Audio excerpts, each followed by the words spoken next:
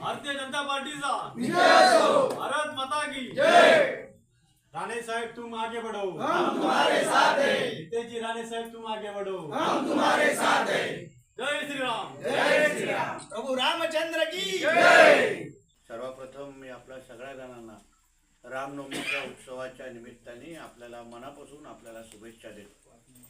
आणि त्याचबरोबर आज आपण सर्वजण भारतीय जनता पक्षच्या ह्या परिवारामध्ये आपण प्रवेश केलेला आहात, म्हणून आपल्या सगळ्यांचं मनापासून मी स्वागतही करतो। जसं आमच्या युवा मिरशीजींनी सांगितलं की आपल्या सगळ्यांबद्दल बरोबर त्यांचं एक वेगळं नातं आहे।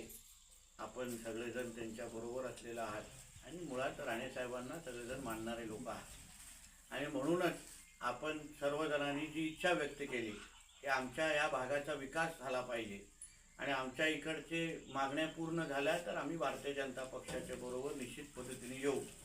आणि मला वाटतं की असं क्वचितच घडतं की पहिला शब्द पूर्ण केला जातो आणि मग लोकांचा प्रवेश होतो। आणि त्याच्यातलं हे एक उत्तम उदाहरण आहे की तुम्हाला विश्वास बसला असेल की आज तुम्ही पहिली मागणी केली, आम्ही ती मागणी पूर्ण केली। नुसतं हवेत बोलत राहिलो नाही, नुसतं आश्वासन देत राहिलो नाही, पण मागणी पूर्ण केली, आपला विश्वास मिळवला आणि मग आज आमच्या पक्षामध्ये आपल्याला स्वागत केलेलं आहे। मला वाटतं हेच संस्कार सन्मान्य राणेसाहेबांनी आमच्यासारख्या असंख्य कार्यकर्त्यांना दिलेले आहेत की दिलेला शब्द पाळणं आणि आपल्या सगळ्यांचा विश्वास जिंकणं हेच संस्कार आमच्या सगळ्यांवर असल्यामुळे आम्ही अशा पद्धतीचं कार्य आज समाजामध्ये करतो आहे। आज आपला भारतीय जनता पक्षामध्ये प्रवेश झालेला आहे आणि आजच्या नंतर इथला पुढचा जो प्रवास आहे आपण एक विकासाचा दृष्टिकोन ठेवून आपण सगळेजण पुढे निश्चित पद्धतीने जाऊ। जसं आपण हक्काने पहिलं आम्हाला काम सांगितलं आणि ते काम आम्ही पूर्ण केलं, तसंच आपल्या येणाऱ्या कुठल्याही मागण्या आहेत, आपल्याकडे अजूनही मागण्या असतील, आपल्या डोक्यामध्ये काही कामं असतील तर आपण माझ्याकडे हक्काने त्या द्यावात। मी आपल्याला विश्वास देतो येणाऱ्या 4 जूनला आचारसंहिता संपेल आणि मग संपल्यानंतर आपल्या मागण्या पूर्ण करण्याची जबाबदारी आणि शब्द तुम्हाला मी आजच्या निमित्ताने मी इकडे पूर्णपणे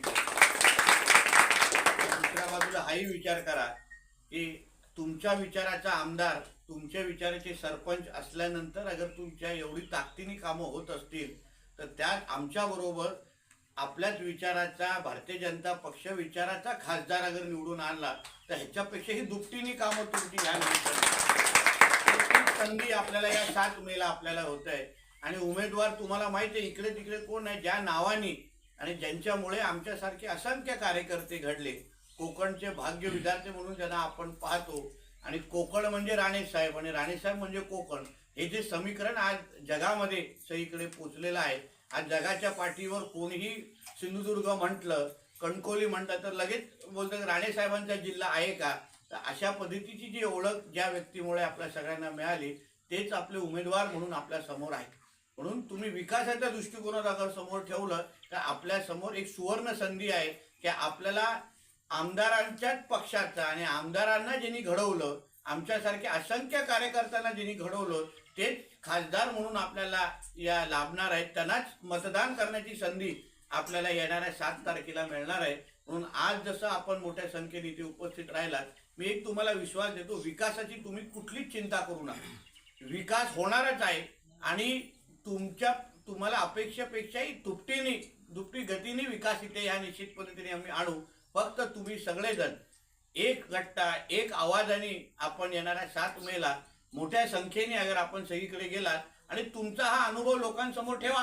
तुम्ही सांगा बघा आम्ही काम सांगितलं, आमचं काम पूर्ण केलं, नंतर आम्ही भारतीय जनता पक्षामध्ये गेलो, असं क्वचितच होतं।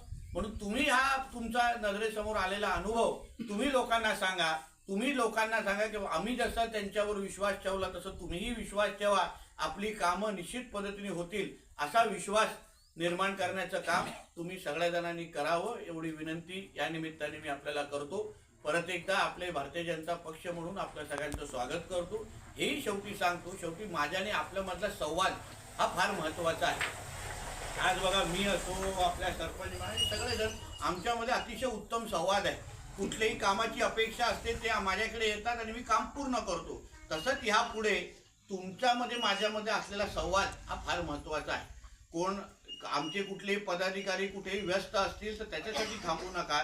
तुम्ही स्वतः माझ्याकडे यायचं, संपर्क साधायचा, मला सांगायचं नितेशजी मी अशा पद्धतीने वाडीतून आलेलो आहे, मला तुमच्या एवढी निधी लागणार, हा प्रश्न माझा सुटला पाहिजे. त्या पद्धतीचं विश्वासाचं आणि संवादाचं नातं तुमच्या आणि माझ्यामध्ये असलं पाहिजे, हेही तुम्हाला ह्या निमित्ताने मी सांगतो. परत एकदा आपल्या सगळ्यांचा ह्या निमित्ताने आपलं स्वागत करतो, आपले सगळ्यांचे आभार मानतो. इथेच थांबतो. जय हिंद, जय महाराष्ट्र.